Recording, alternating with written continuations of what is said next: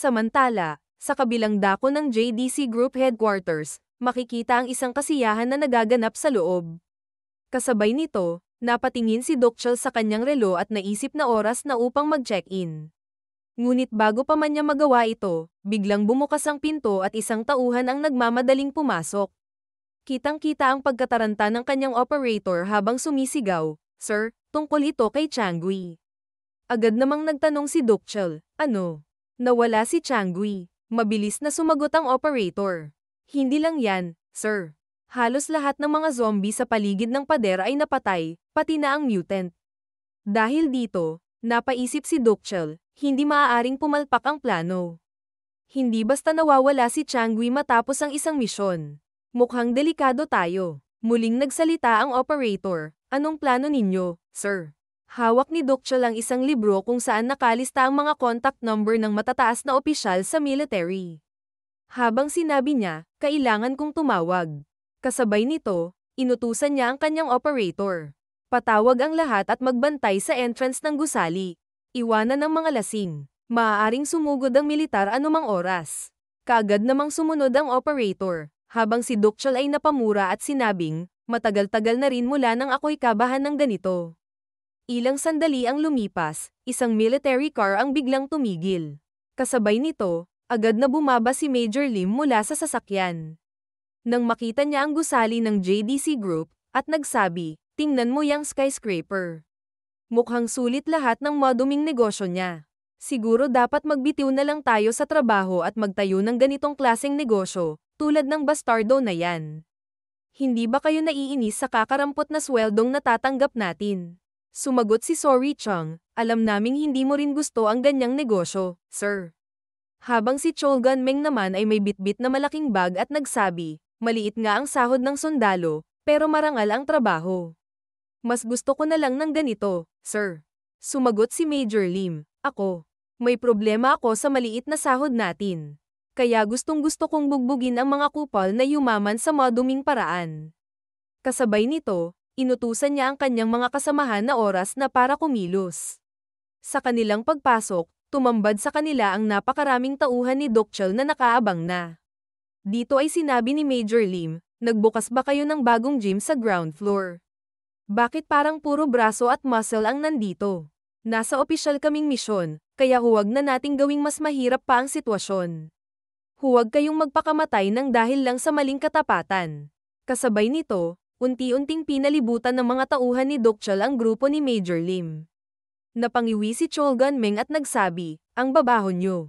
Samantalang si Sorry Chang naman ay nagkomento, "Mukhang ayaw nila tayong papasukin, sir."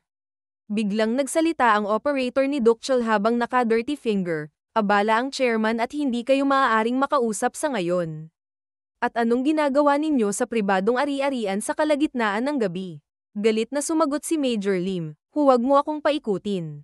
Paano naman ang mga zombie na pinakawalan ninyo sa construction site sa kalagitnaan ng gabi?" Walang emosyon na sumagot ang operator, "Wala akong alam sa sinasabi mo."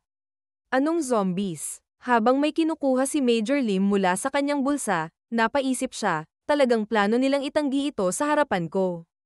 Aba, kailangan kong ilabas ang alas ko. Kaya pagkatapos ay inilabas niya ang isang libro at mariing binasa, Zombie Prevention Act. Paragraph 1 Nanogram Article 10, sino mang sadyang nagpapakalat ng zombie virus o lumalahok sa pagpapakalat nito, direkta man o hindi, ay paparusahan alinsunod sa mga batas ukol sa pagtataksil sa bayan. Gusto nyo bang matawag na mga rebelde at mabulok sa kulungan habang buhay? Dito ay tila lalo pang nagalit ang mga tauhan ni Dokchel. Kasabay nito, muling sumagot ang operator habang naka-dirty finger, "Uulitin ko, wala kaming alam dyan. May karapatan kaming protektahan ng aming ari-arian, kaya hindi namin kayo maaaring makapasok. Sana naiintindihan ninyo." Dahil sa narinig, nainis si Major Lim, habang si Sorry Chang naman ay nagsabi, "Talagang nag-init ang ulo mo, sir. Kahit gaano karaming anger management pills ang inumin mo, walang epekto laban sa ganitong klaseng pang-iinsulto." Kaya naman, mariing nagsalita si Major Lim, "Pinilit niyo akong gawin ito. Sinubukan kong magpakita ng respeto sa patay. Ayaw ko sanang buksan ang bag sa lobby, pero wala na akong pagpipilian." Dito ay agad na ibinaba ni Cholgan-meng ang bag at kaagad itong binuksan. Tumambad sa harapan ng lahat ang wala ng buhay na si Changui. Kasabay nito, nagsalita si Major Lim, itatanggi pa rin ba ninyo? Hindi ba isa ito sa inyo? Nagulat ang lahat ng tauhan nang makita ang sinapit ni Changui. Ngunit galit na sumigaw ang operator at sinabi, tumahimik kayong lahat. Dahil dito, sinabi ni Sorry Chung, mukhang may problema rin siya sa angry issue. Lalong nagiging interesante ito. Kasabay nito, nagsalita ang operator, hindi ko alam kung ano ang nangyari, pero kahit nasangkot siya, malamang kumilos siya ng mag-isa nang walang utos mula sa amin. Kung may ebidensya kayo at arrest warrant, wala kaming pakialam. Lalong uminit ang ulo ni Major Lim sa narinig, kaya galit niyang sinabi, Squad, aakyat ako. Patumbahin ang lahat ng haarang at linisin ang daan. Habang naghahanda na ang kanyang mga tauhan, nagtanong si Cholgan-meng, pwede ba naming patayin silang lahat? Sir, sumagot si Major Lim, hindi. Mga biktima lang sila, gaya ng sinabi ng kupal na operator. Hindi natin sila maaaring patayin hanggat wala pa akong nakukuhang ebidensya sa itaas. Pero malinaw na hadlang sila sa hustisya, at napakabastos nila. Matapos nito, mariing idinagdag ni Major Lim, bugbugin niyo sila ng husto, pero walang papatayin. Sumagot naman si Cholgan-meng, mahirap yan, pero susubukan ko, sir. Dito ay makikita ang operator na kinakabahan sa posibleng kaguluhan. Kaya kaagad niyang inutusan ang kanyang mga tauhan, pigilan sila sa lahat ng paraan. Huwag hayaang makapasok sila sa opisina ng chairman. Lalong lumala ang sitwasyon nang agad sumugod ang mga tauhan ni Major Lim. Hindi rin nagpatumpik-tumpik sina Cholgan-meng, Cho Won-sien, at Sorry Chung, mabilis nilang pinabagsak ang mga tauhan ni Dokchel. Habang patuloy na naglalakad si Major Lim, makikita kung paano walang kahirap-hirap na tinatanggal ng kanyang mga tauhan ang sinumang hamarang sa daraanan nila. Ngunit biglang may isang malaking lalaki na hamarang kay Major Lim. Saan mo balak pumunta? Tanong nito. Siya si Yung Bejo, kilala bilang Grizzly Bear, isang Class C slasher mula sa JDC Group. Hindi pa man natatapos ang kanyang sasabihin, agad siyang pinabagsak ni Major Lim sa isang mabilis na atake. Sa gitna ng kaguluhan, nagdesisyong tumakas ang operator. Pigilan sila sa abot ng makakaya. Aalertuhan ko ang chairman, sigaw niya habang nagmamadaling pumasok sa elevator. Naisip niya, akala ko mapipigilan namin sila. Kung hindi lang sana naka-duty ang Class B slashers. Ngunit bago pa tuluyang magsara ang pinto, isang kamay ang pumihil dito. Napaatras ang operator sa gulat, si Major Lim. Ano ulit yung sinabi mo kanina? Galit niyang tanong. Hindi agad nakaimik ang operator. Subukan mong sabihin ulit na wala kayong alam sa nangyari, matigas na sabi ni Major Lim. Pagdating nila sa ika-36 na palapag, pagbukas ng elevator, makikita ang operator na walang malay, halatang hindi nito kinaya ang tinamong pinsala. Pagdating sa opisina ni Dokchel, agad itong binuksan ni Major Lim. Hindi ko akalaing dadaan pa ako sa lahat ng yun para lang makita ang isang hampas lupang gangster, sabi niya. Habang papalapit siya kay Dokchel, sinabi niya, alam kong ikaw ang may pakana ng lahat ng ito. Sumama ka sa akin sa Ministry of Defense para sa interogasyon.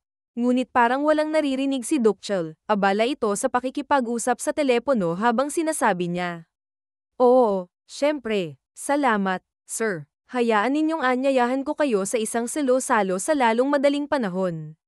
Opo, maganda gabi po sa inyo, kasabay nito ay biglang inihagis ni Major Lim ang kanyang sigarilyo kay Dokchel. Sumagot ka, galit niyang sigaw. Naiinis na sumagot si Dokchel, may matatandang nag-uusap. Hindi ka ba naturuan na huwag sumingit? Hindi mo yata naiintindihan kung gaano kabigat ang kaso mo. Tugon ni Major Lim. Inaaresto kita sa salang pagtataksil at pagpapalaganap ng kaguluhan. Kalmado lamang si Dokchel at sinabi. Pagtataksil. Ano to, biro? Sa tingin mo ba nakakatawa to? Bumwelta si Major Lim. Ngunit sa halip na sagutin ang tanong, kalmado pa ring sinabi ni Dokchel, tawagan mo ang headquarters ninyo. Tanungin mo sila kung paano nila napagkasunduan ang bagay na to. Nagtaka si Major Lim sa sinabi nito.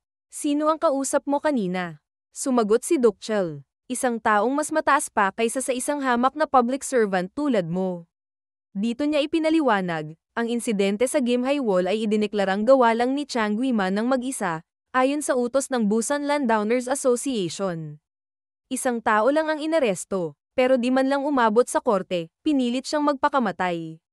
Samantala, sa Provisional Government of Korea Ministry of Defense, si Yoon Gae-ong-song ang nagulat, "Sir, nagbigti ang chairman ng Busan Landowners Association kaninang umaga. Natagpuan siyang patay. Hindi ba't nakakatuwa yan?" Sagot ni Major Lim. Mga taong sobrang yaman para matutong magtali ng lubid, pero sa kung anong himala, bigla na lang nilang natutunang isabit ang sarili nila kapag nagkakagulo. "Pasensya na, sir," sagot ni Yoon Gae-ong-song. "Alam kong gusto mong interogahin siya. Wala tayong magagawa," sagot ni Major Lim. "Bilang public servants, susundin lang natin kung ano ang gusto ng mga nakakataas." Nakakabuisit. Sa kabilang dako, sa Armed Forces New Capital Hospital, isang magarang sasakyan ang dumating. Makikita ang isang tauhan na binuksan ng pinto ng passenger seat. May bumabang isang lalaki, na tinanong agad, "Dito ba ang lugar kung nasaan ang bagong tagapagligtas?" Pinakilala siya bilang Baekhyun Baek, kilala rin bilang Pope, isang Class A slasher mula sa God's Holy Warriors. Habang papasok na siya sa ospital, agad na tinanggal ni Baekhyun Baek ang maskara sa kanyang bibig. Dahil dito, agad siyang nakilala ng mga pasyente. Isang lalaki ang lumapit at nagsabi, "Father, maari ko bang hawakan ang iyong kamay?" Kasabay nito, isa pang pasyente ang humiling, "Father, nagdurusa ako sa isang malubhang sakit.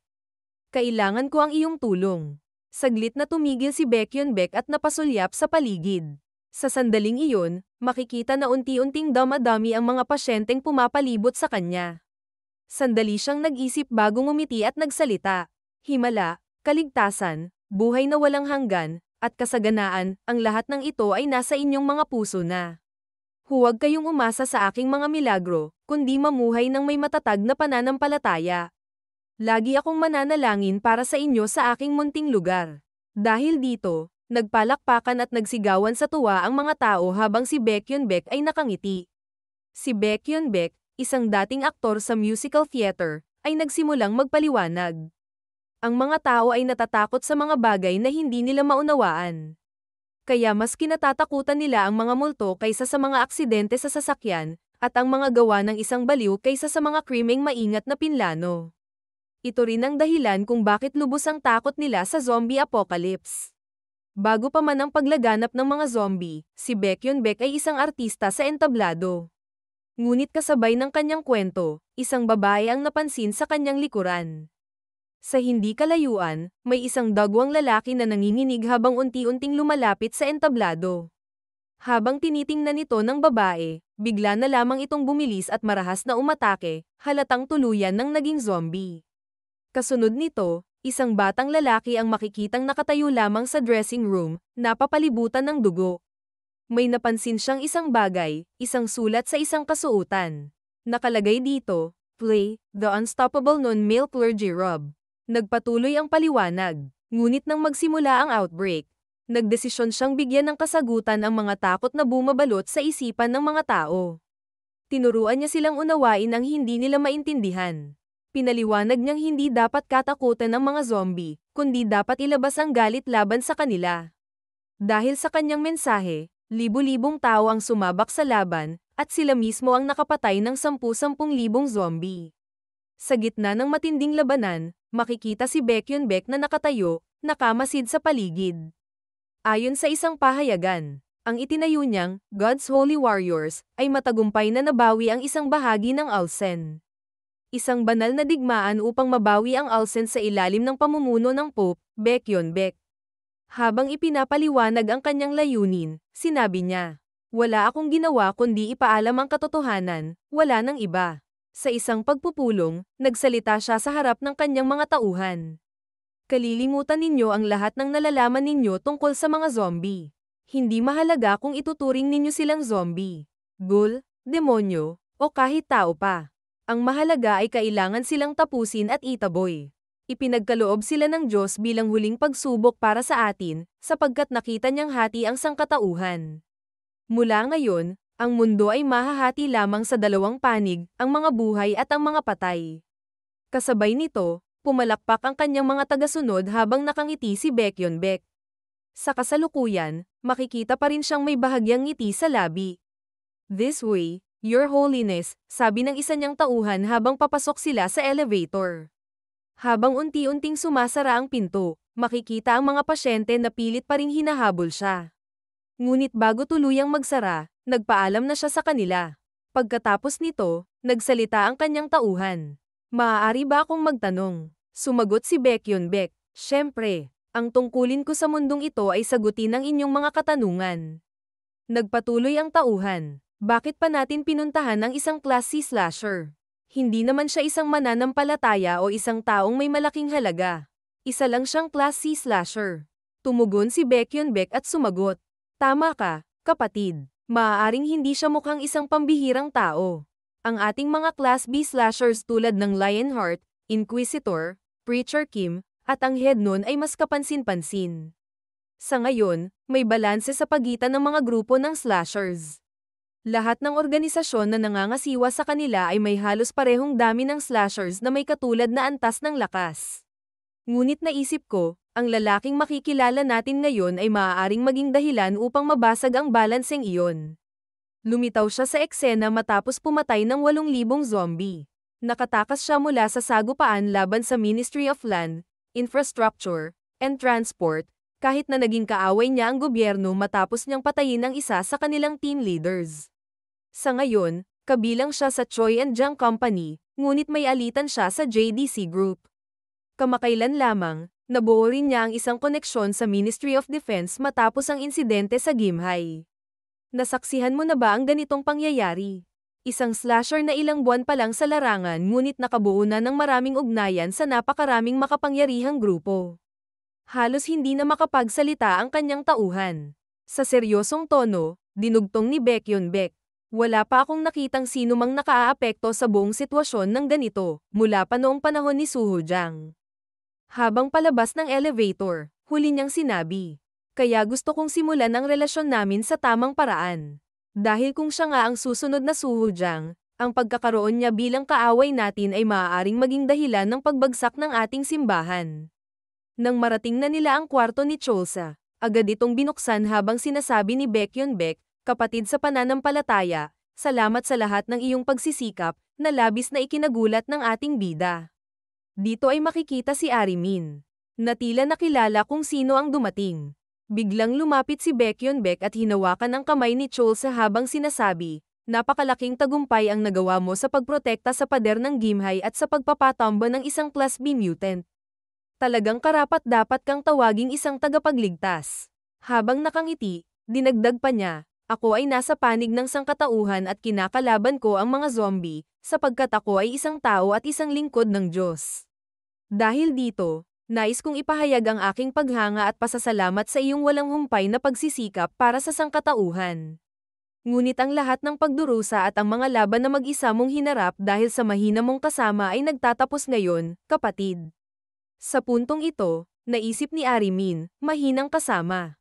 Mga laban na mag-isa. Sila ba ay mga slasher poachers? Nang plano na niyang pigilan si Baekhyunbaek, biglang hinawakan siya sa balikat ng isa sa mga tauhan nito at seryosong sinabi, "Mangyaring manahimik muna hanggang matapos magsalita ang kanyang kabanalan."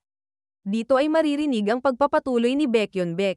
"Shovel Guy mula sa Somayan, kapatid sa pananampalataya, narito ang God's Holy Warriors upang tanggapin ka bilang isa sa aming mga pinuno at lumaban sa iyong tabi."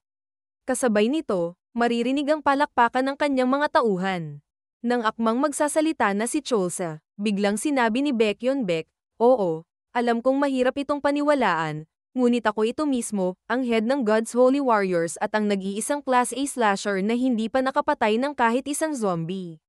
Nang tila magpapakilala na sana si Baekhyunbaek, biglang sumingit si Cholsa, "Hindi, wala talaga akong ideya kung sino ka. Sinusubukan mo bang isama ako sa isang kulto? Talagang ang panahon na ng wakas, bakit ba hinayaan ng mga guard na gumala ang mga siraulong to sa ospital?" Kaya nagsalita si Baekhyunbaek, "Hindi, kapatid, mali ang pagkaunawa mo." Ngunit agad siyang pinutol ni Cholsa, "Wala akong pakialam. Wala akong interes sa anumang relihiyon. Umalis na kayo." Dahil sa kanyang sinabi, biglang natahimik ang lahat. Kasabay nito, Sumingit ang isa sa mga tauhan ni Baekhyunbaek at sinabing, dapat mong malaman na ang lalaking ito. Ngunit hindi pa man niya natatapos ang sasabihin ay agad na sumagot si Cholsa. Sabi ko nang wala akong interes. Umalis na kayo ngayon din. Muling natahimik ang buong silid sa sinabi ng ating bida. Saglit na nag-isip si Baekhyunbaek, saka kumilos at sumenya sa isa sa kanyang mga tauhan na tila may pinapakuha habang sinasabi, mukhang hindi mo talaga ako kilala, at ayos lang yun. Gayunpaman, nais kong pasalamatan ka sa lahat ng iyong pagsisikap at magbigay ng isang alok. Dahil dito, inis na sumagot si Cholsa, nakakainis. Walang nakikinig. Palagi na lang nilang ipinipilit ang gusto nila kahit anong sabihin ko.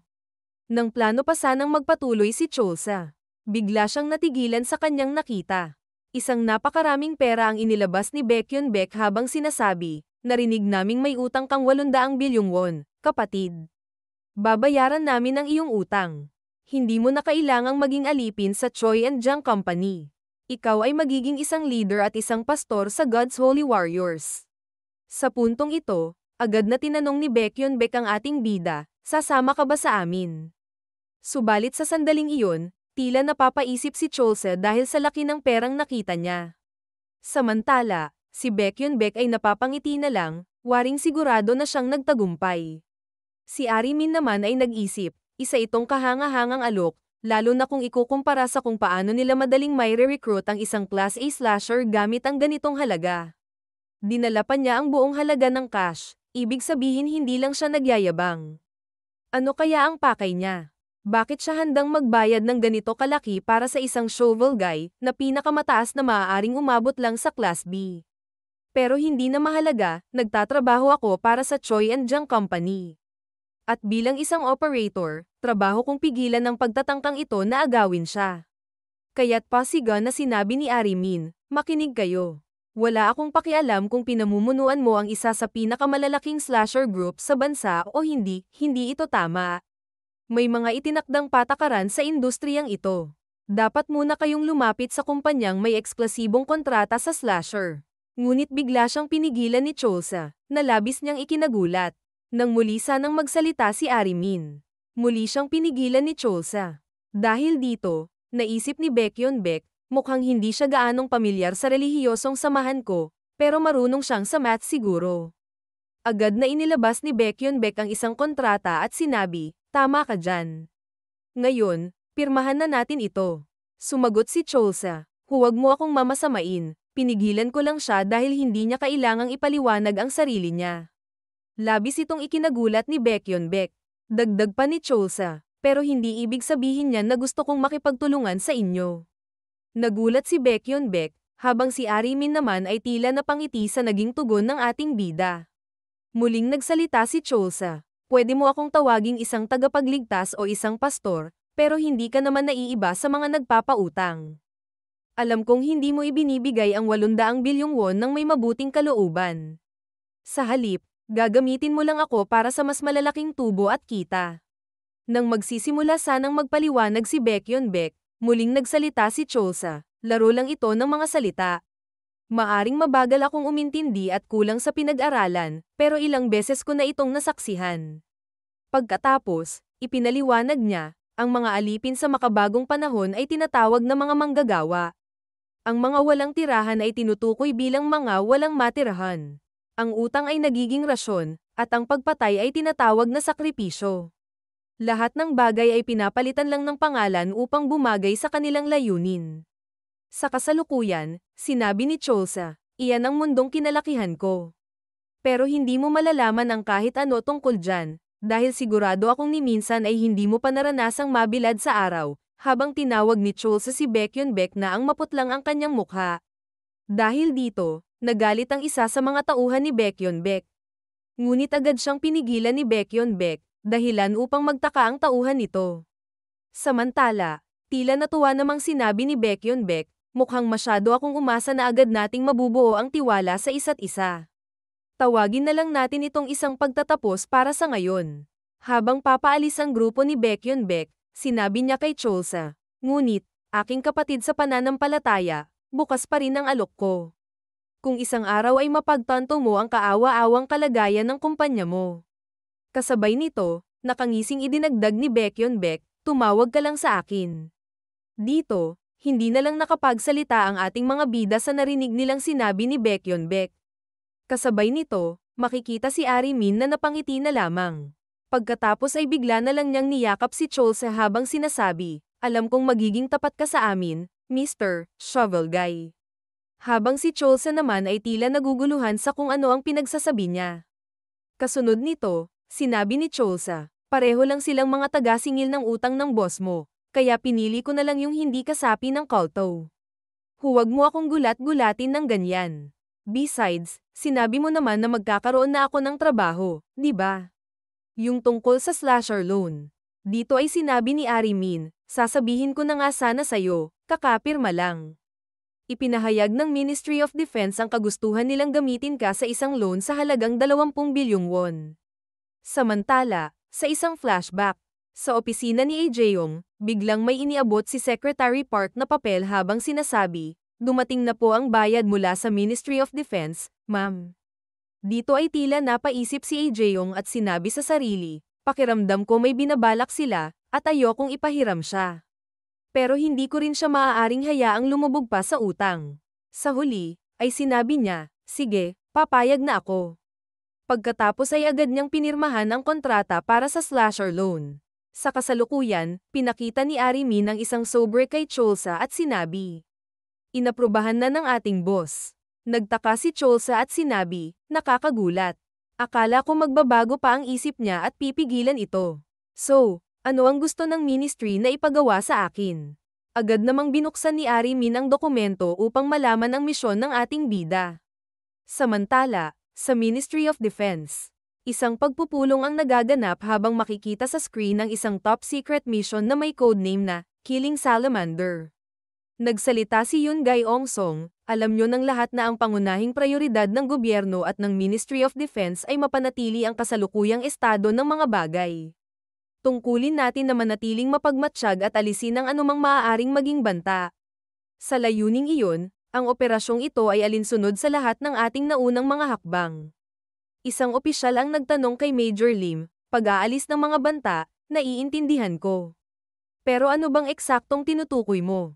Sumagot si Major Lim, tungkol ito sa nuclear power plant complex sa Ulgen, sir.